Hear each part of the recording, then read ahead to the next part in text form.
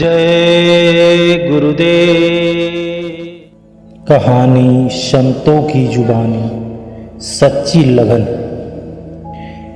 एक शख्स सुबह सवेरे उठा, साफ कपड़े पहन के सत्संग घर की ओर चला। मन में विचार लिया कि आज सत्संग सुनेंगे, आनंद की प्राप्ति कर सकेंगे। चलते चलते रास्ते में ठोकर खाकर गिर पड़ा। कपड़े कीचड़ से सन गए, घर वापस आ गए।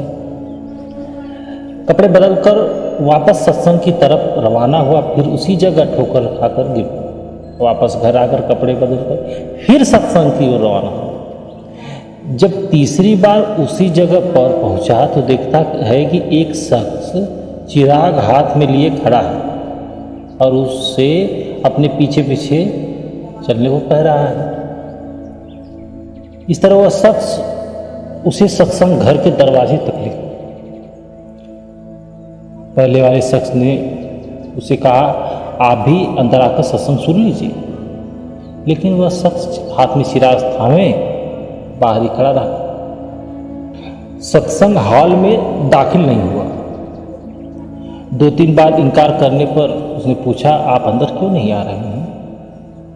दूसरे वाले शख्स ने जवाब दिया, इसलिए क्योंकि मैं काल हूं। यह सुनकर पहले वाला शख्स हैरत हो गया।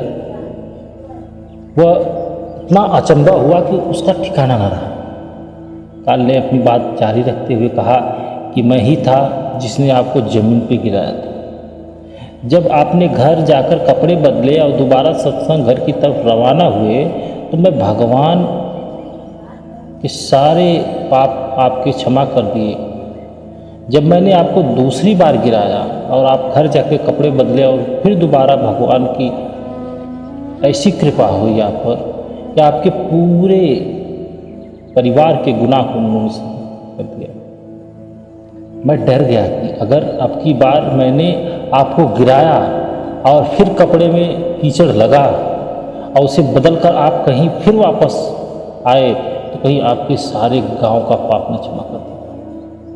इसलिए मैं यहाँ तक आपको खुद पहुँचाने आया।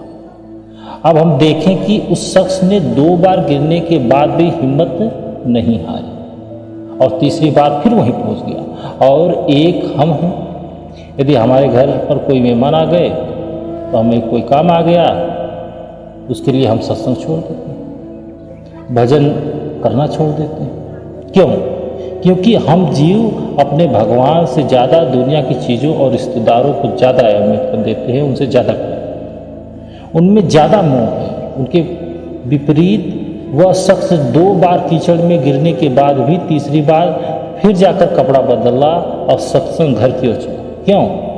क्योंकि उसे अपने दिल में भगवान के लिए बहुत प्यार था और किसी भी कीमत पर अपनी बंदगी का नियम टूटने नहीं देना चाहता। इसलिए काल ने भी स्वयं शख्स को मंदिर तक पहुंचा